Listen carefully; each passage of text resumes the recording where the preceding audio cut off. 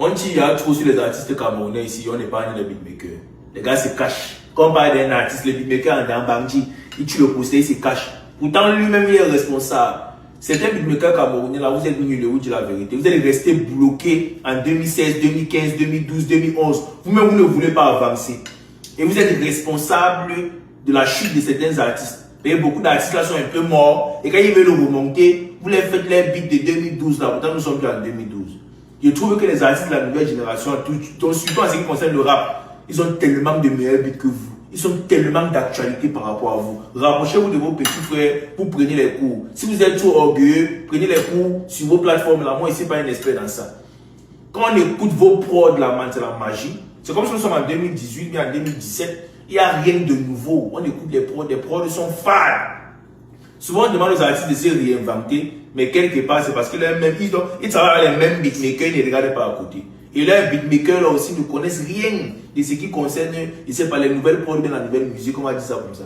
Soit ils ne connaissent rien, soit ils ne veulent pas innover. On tire trop sur les artistes, mais vous aussi les beatmakers, gars. Travaillez, man. Le beat, c'est au moins 70% du son au jour d'aujourd'hui. C'est un peu comme à l'époque. Normalement, quand on a un beat comme ça, le beat d'abord seul doit être un hit d'abord, avant que l'artiste ne vienne poser. Maintenant, si l'artiste vient poser, il gâte le beat, on va dire que non, le beatmaker est fort, l'artiste est faible. Mais pas que l'artiste est fort, mais son travail se voit gâté parce que le beatmaker est faible. Et si le beat n'est pas Nyanga, l'artiste aura trouvé que l'artiste n'est pas fort. Il va venir peut-être rapper, il va venir chanter, mais le son ne va pas porter, on va pas pouvoir écouter le son peut-être 1, 2, 3 fois. Parce que le beat ne t'amène pas à mettre le son peut-être dans ta voiture, bien quand tu te laves ou bien en BT.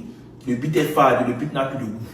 Et c'est le beat qui fait en sorte qu'on rebisse même souvent certains sons. Même dans les boîtes de nuit, il y a souvent une cadence là qu'on maintient. Tu vas voir, chicoter un son de Frank Rich, après moi chicoter un son il s'appelle encore comment, de Kebla, parce que les beats se ressemblent, les beats sont d'actualité. Mais vous ne voulez pas travailler, vous voulez seulement qu'on dise quoi.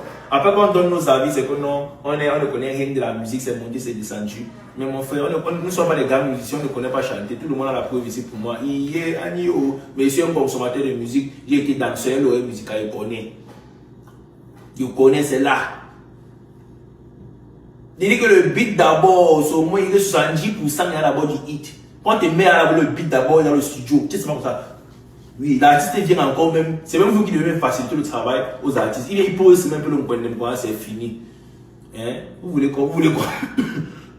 Quand on parle aux artistes, vous vous cachez. Vous aussi. Eh Dieu. On parle aux artistes, vous vous cachez. Vous aussi, il faut travailler. Oui.